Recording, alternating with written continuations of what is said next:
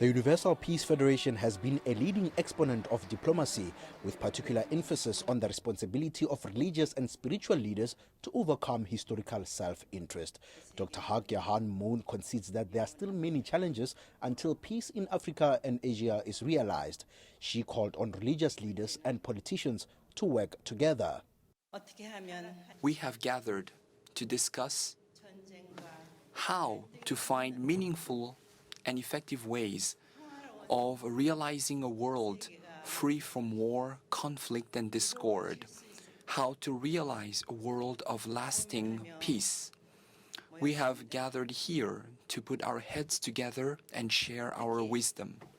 Member of the U.S. House of Representatives agrees. He calls for a close relationship between Japan, North and South Korea and the U.S. This comes on the back of the U.S. meeting expected at the weekend with Kim Jong-il, North Korea's chief nuclear negotiator. The sitting will be a first formal working-level talk since U.S. President Donald Trump and North Korean leader Kim Jong-un met in June and agreed to restart negotiations on denuclearization.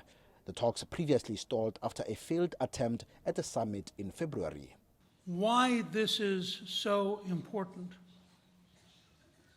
Go back in October, 74 years, and imagine in October of 1945 what Tokyo or Nagoya were like and what Seoul was like.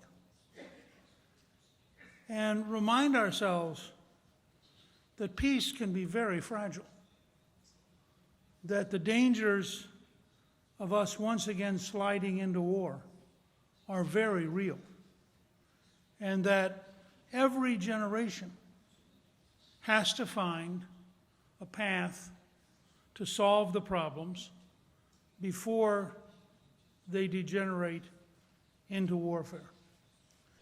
Before the end of this year, the peace conference will focus on Niger, Tanzania, and then South Africa. In Mzansi, it will be looking at recent violence targeting non-South Africans, which eventually led to President Cyril Ramaphosa having to apologize to the African continent.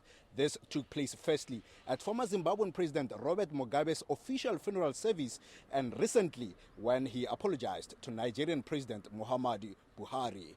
The peace conference here continues.